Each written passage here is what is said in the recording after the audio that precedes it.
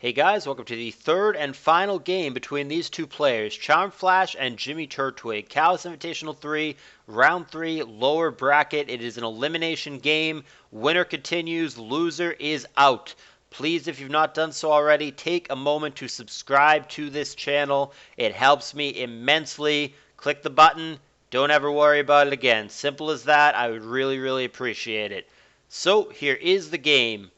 Charmflash for the third and final time is on the bottom. Jimmy's on top. A Scarm lead probably means there is a Dugtrio in the back. I feel like that's a thing I've had to say several times throughout this tournament. Scarm lead has been fairly popular compared to, I guess, the usual, in which it is not commonly seen as a lead. It's not unheard of by any means.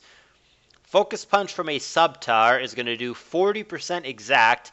Whirlwind is going to prompt out a Claydol here. And yeah, I mean, it could just be classic TSS for Jimmy. It could be, I mean, Magdoll does not usually have T-Tower. Magdoll typically has Coon and/or Lax and really does not want Sand to be up, but it could be some strange variant of Magdoll. Dugtrio gets shown by Charmflash. I don't know what he's trying to catch. I guess just the T-Tower, but it does not work out that way, and it's just a refresh from the doll who's going to go back to perfectly healthy. Now Blissey comes in for Jimmy as the Scarm returns from Charmflash. Rapid Spin did get off, so there are no spikes right now. Protect, because why not? And Thunder Wave from Jimmy T, which, I mean, Scarm doesn't overly care, but there's no downside to paralyzing it. Instead, Milotic comes in. If that were to eat a Thunder Wave, it would trigger Marvel Scale, but Jimmy changes it up and goes for S-Toss instead. That might be for the better. I don't know that you want to paralyze the Milo. Here comes Scarm. And it is just a recover turn. So Jimmy playing it very safe and going with a classic, tried and true Scarm Bliss. I would think, based on what he's shown, that the last two pokes are probably just Swampert Gar or Swampert Dougie. Something along those lines. So Surf and Spikes, respectively. Surf did 30%. Scarm gets out of the way at this point. Here's Bliss. And Milo, attempting to simply keep the pressure on the Scarm, goes for the 28% Surf, which is a crit on Bliss instead. Scarm obviously doesn't take that quite as well. Toxic gets avoided here, and Thunder Wave comes down. So Jimmy is fine with triggering a Marvel Scale. And Milotic is now very bulky defensively, but it is paralyzed. So it is slower than it was, and full powers may randomly kick in at a crappy time. And there is a full power there, but I don't think on that particular turn it was that big of a deal. Scarm comes in, and Milo is paralyzed again. Right now, based on what Charmflash has shown us, it's pretty Scarm weak. So he's going to have a Magneton or some kind of spinner. He's got to have something in the back, because right now his team is quite Scarm vulnerable.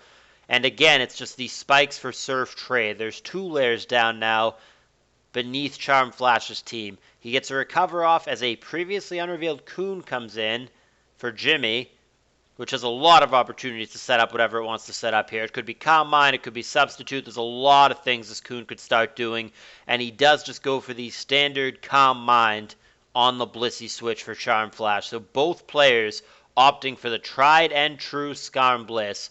One of the safest, sturdiest, oldest, most reliable combos in the entire generation. So they're both going to go Calm Mind here.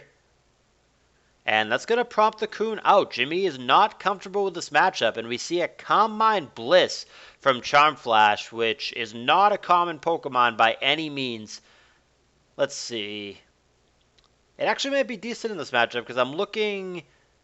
Jimmy has T-Wave Bliss, which doesn't actually beat a Calm Mind Bliss. Toxic from an opposing Bliss will beat a Calm Mind Bliss all day, but he's got Thunder Wave instead, so I don't know. The Calm Mind Bliss might actually be a real threat from Charmflash looking over his team, assuming it's just the standard Bolt Beam for attacks.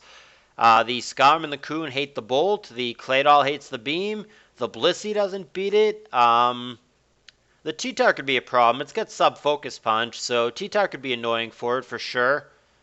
Speaking of, here is that matchup. Yeah, Thunderbolt bouncing off it, unboosted, only 21%. And then, of course, we don't know the last poke for either player, though we could probably take a decent guess in either case what it is. Focus Punch here is going to connect with an incoming Claydol.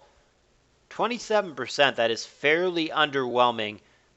Jimmy's going to watch Boom here. It could be a Boom followed up by a Dugtrio here, but instead it is just Earthquake, 54%. However, there's the Retaliation HP bug, which from 48% will knock him out unboosted. I don't know if that was a damage roll or what. I feel like that should not kill 100% of the time, but I also don't know the EVs for the Claydol. But he does get the knockout here. It's going to result in a revenge kill via Dugtrio, so we've got ourselves a 5-5, but we are making some progress here in what has otherwise been a relatively slow and grindy game up to this point. The spikes now are a big advantage for Jimmy. Charmflash can no longer remove those. Losing the doll was actually pretty important, I think. And I think Jimmy's got to have the advantage now. The Calm Mind Bliss, I think, is still a threat from Charmflash for sure. So if he can get that going, that can definitely be a path to victory for him, especially with that. There's a freeze on Skarm. That is utterly obnoxious if he doesn't thaw. It bails him out in two ways, but I mean, the bigger one is that it prevents additional spikes from coming down, which otherwise, I mean, at least 3 of the remaining Pokemon for Charmflash, if not 4 of his 5, are spikes vulnerable, and the spinner's already gone, so that would have been a real threat, but the freeze is going to give him a little bit of a get-out-of-jail-free card, assuming the Skarm doesn't just thaw, which it can. But Charmflash is trying to set up his Calm Mind Bliss here. He's got 2 boosts before he finds himself paralyzed here. He takes S-Toss all day, 15%, who cares? And there's a 3rd Calm Mind. Blissey getting dangerous here. Jimmy is going to have to tread lightly here. Both Skarm and Coon presumably have Roar, but they need to be really careful about not eating a Thunderbolt. Claydol comes in here. Earthquake, 28%. And an over-prediction from Charmflash. He goes Thunderbolt thinking that the Skarm or the Coon was going to come in there. Earthquake again, 27%. And full para on that turn. I don't know if he went for the Ice Beam or if he just went for Soft Boiled on that turn. But now Jimmy has a window of... Oh, no! Oh, jeez! Wow, I was going to say a window of opportunity, and I was going to say that crit was bad, but apparently it is real bad. It is bad enough to make Charmflash concede. That definitely was some BS to get the crit there, but I mean, you've got to kind of fault Charmflash a little bit and go, wait a minute, if you didn't get cute with that Thunderbolt previously, does that change things? And I think the answer is potentially yes. Now, granted, there is definitely some bad luck there. Charmflash got fully paralyzed the turn before and then crit. So that was definitely some BS, and it worked out really, really well from Jimmy. It was very, very important. But I still think there are things that Charmflash potentially could have done differently that would have netted a different outcome in this particular game. But, as I've said a million times, shoulda, woulda, coulda does not matter in Pokemon. The only thing that does matter is what did happen, and that is going to be a Jimmy Turtwig victory for a 2-1 series victory, and he will remain in the tournament. Charmflash, who has looked pretty good throughout this tour and has truly held his own for someone who is not even close to an ADV main, is going to come to an end with a 1-2 record, but he had a pretty decent and respectable tour, if I do say so myself. So that's it, guys. I believe that's all for me for the day. I believe the other matches that we're waiting on are going to be narrated by other people. Hopefully I get those soon, and I will get those up as soon as I can. But in the meantime, give me a thumbs up, please, if you enjoyed it. Please consider subscribing to the channel. I can't say that enough. Subscribe, subscribe, subscribe.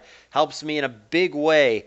And I will see you guys soon for more content. I hope you've been enjoying the tour.